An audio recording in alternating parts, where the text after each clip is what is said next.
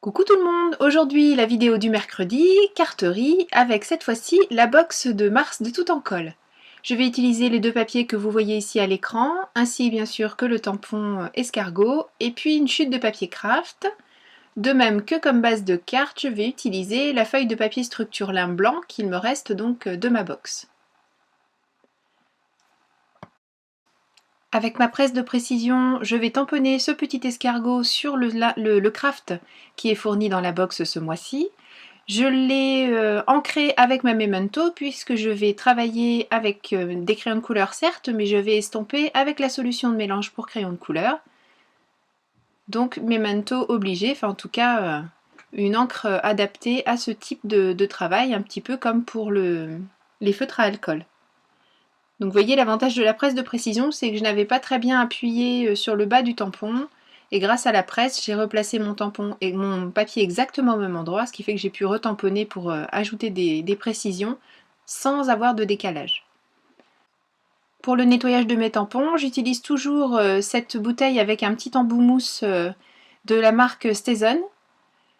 Et j'ai des tampons toujours impeccables, quelle que soit leur matière, que ce soit des caoutchoucs comme ici ou des acryliques, vous voyez, ils sont comme neufs. Comme je colorie sur du craft, je passe d'abord une couche de blanc, comme je vous l'avais déjà montré, en faisant attention de ne pas rendre un effet ciré avec mon crayon blanc, hein, je le passe juste en couche toute douce. Et je vais ensuite mettre ma première tonalité de bleu la plus claire, je vais utiliser 3 tonalités différentes, et je vais l'estomper de manière à enlever les coups de crayon et puis à faire quelque chose de beaucoup plus doux. Et je viens petit à petit avec les 3 tonalités. Alors plutôt que de chercher à mettre des ombres, là j'ai plutôt essayé de rendre un effet de relief avec ces jolies coquilles d'escargot. Et je sais que mon escargot va être bleu sur fond bleu, mais je voulais qu'il se fonde un petit peu dans le décor, qu'on le voit apparaître surtout quand il va se mettre à bouger, puisqu'on va faire une carte interactive. Et tout simplement, donc je fais mes passages de différents crayons, estomper chaque fois à la solution de mélange avec mes estompes papier comme d'habitude. Et je me fais plaisir en utilisant donc les polychromos qui sont assez fantastiques à utiliser. Franchement, je les aime beaucoup beaucoup.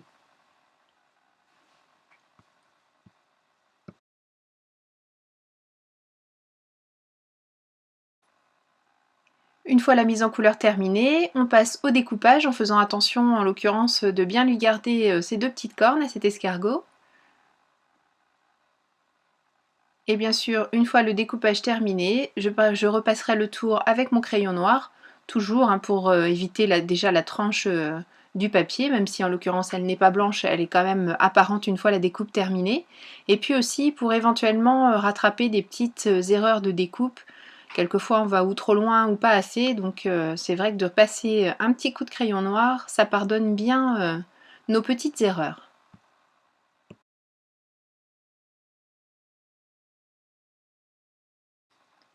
Je vais découper avec mon rectangle fausse couture ce qui va constituer le fond de ma carte, celui sur lequel l'escargot va ensuite évoluer.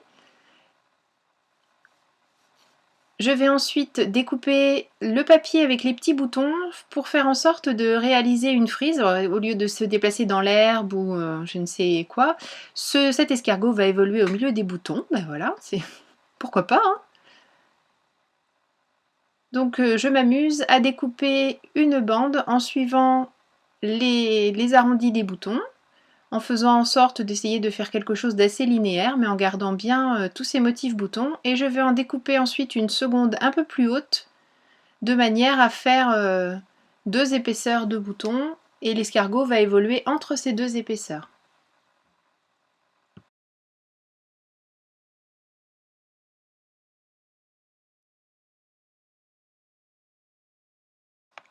Donc j'ai redécoupé le cadre que j'ai fait, la frise que je viens de découper, je l'ai redécoupée avec le même die que celui utilisé précédemment pour le fond bleu, de manière à récupérer les fausses coutures. Et ici je découpe donc la seconde frise, en repartant de ce que je viens d'enlever, en fait j'enlève les espaces qui se situent entre les boutons, et je couperai au droit en dessous pour créer cette seconde partie avec boutons. Dans la chute de craft qu'il me reste toujours, je viens découper un rail de la largeur de cette petite pièce de bois qui va me permettre de faire coulisser mon personnage. Et j'ai collé cette pièce de bois sur un morceau d'acétate à l'aide d'un point de colle, d'un glue dot. Je voulais on peut le faire en papier, mais là je voulais quelque chose qui reste discret, donc j'ai préféré le faire avec de l'acétate. Et je découpe cette ouverture en faisant attention de laisser bien sûr du papier à droite et à gauche. Et je découpe avec mon scalpel.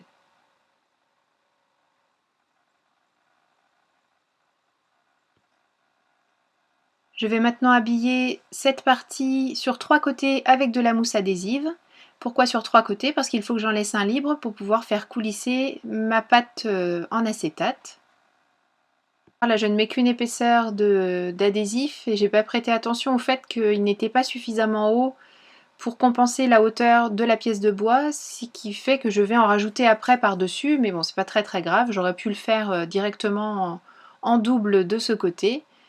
Mais on n'est jamais pris au dépourvu quand on est scrapper et surtout quand on fait régulièrement des bêtises et qu'on apprend à les corriger. Voilà.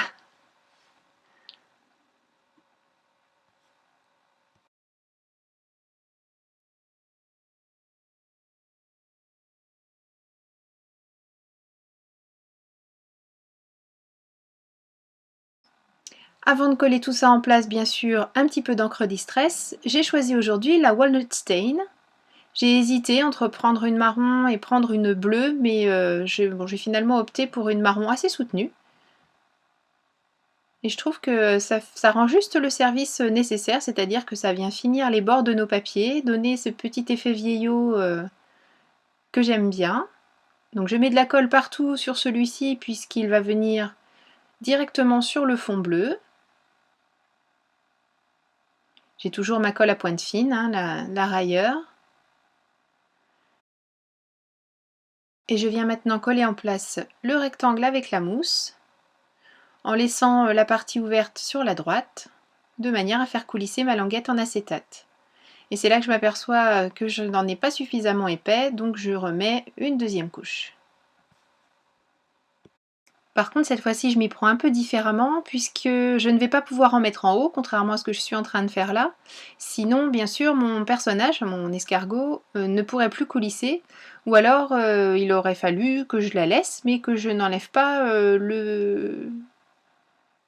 la protection de l'adhésif. Je n'y pense que maintenant, ça aurait été pas mal ça aussi. Bon, c'est pas grave. Je mets donc de l'adhésif en haut, en bas, sur les côtés.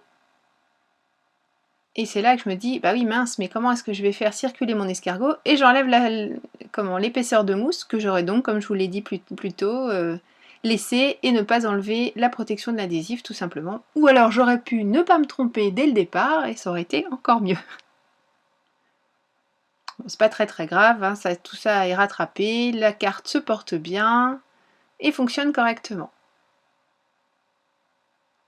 Et je vais pouvoir maintenant mettre en place ma première épaisseur de petits boutons. Avant de faire ça, je découpe une autre languette beaucoup plus courte, celle-ci, et je la mets en place également sur ma pièce de bois puisque c'est celle sur laquelle va venir s'appuyer l'escargot pour pouvoir se déplacer. Donc pour l'instant, je ne règle pas la hauteur de cette languette, je l'ai coupée volontairement plus longue que ce dont j'aurais besoin, mais je vais la régler après, une fois que les boutons seront en place, de manière à la mettre juste à la hauteur dont j'ai besoin.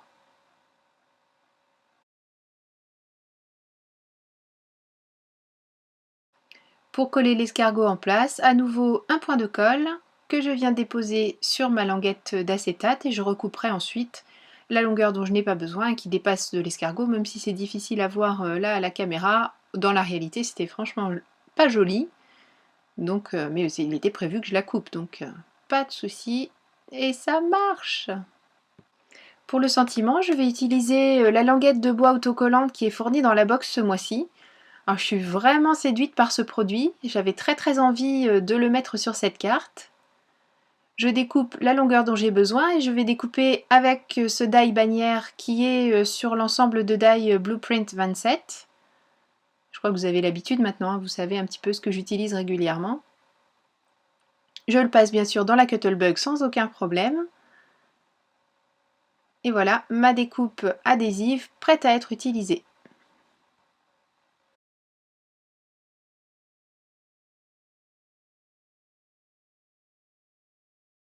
Avant de la mettre en place, elle aussi a droit à son petit passage à la walnut stain. Donc je n'hésite pas à insister sur les bords, mais à en mettre également sur le milieu, parce que ça fait ressortir cet effet de fibre de bois. Et c'est vraiment très très joli. Je ne sais pas si ce sera vraiment perceptible à la caméra, mais dans la réalité c'est vraiment très beau. Et mon sentiment, ce sera tout simplement ce mot en bois fourni dans la box également, qui est le mot libre. Vous voyez, on enlève très facilement la partie autocollante à l'arrière, et je n'ai plus qu'à mettre en place, comme je le ferai avec n'importe quel autocollant, sauf que celui-ci, c'est du vrai bois.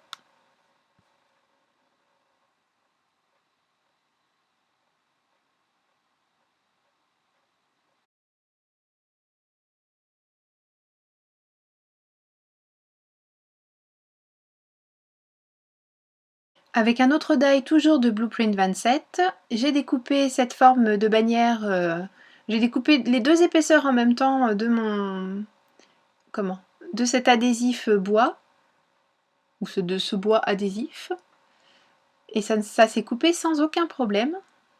Et je les dispose l'une sur l'autre de chaque côté de ma petite pâte en acétate pour que l'on voit bien qu'il y a quelque chose sur lequel il faut agir. Et je vais recouper un petit peu parce que vous voyez ça prend trop de place, ça sort trop, c'est pas très joli. Donc je vais recouper un petit peu le long de ma pâte en acétate et après ça fera exactement l'effet souhaité et c'est beaucoup plus joli.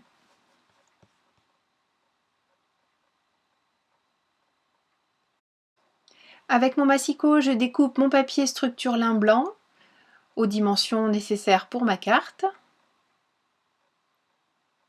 Et bien sûr, avant de coller ma carte sur ce fond de carte, je vais lui aussi lui faire un petit passage à la Distress Walnut Stain, histoire de faire ressortir un petit peu la structure là en plus. C'est toujours pareil, nos passages à la Distress font une jolie finition, mais permettent quelquefois, en fonction des détails présents sur le papier, de faire ressortir ces fameux détails. N'oublie pas de nettoyer mon plan de travail avant de remettre ma base de carte blanche sur le dessus, puisque sinon j'aurai des petites traces marron là où je n'en souhaite pas. Je n'ai plus qu'à coller ma carte sur cette base de carte et elle est terminée. Mais j'espère que ça vous aura donné des idées pour utiliser votre box de mars. Si vous ne l'avez pas encore, précipitez-vous, il y a vraiment des éléments particulièrement sympas encore dans celle-ci, le papier est magnifique. Ah, voilà, il y a plein de choses à découvrir. J'espère en tout cas que cette vidéo vous a plu. Merci beaucoup de l'avoir suivie. Prenez bien soin de vous, amusez-vous, créez. Et je vous donne rendez-vous très bientôt pour une nouvelle vidéo création. Gros bisous, bye bye.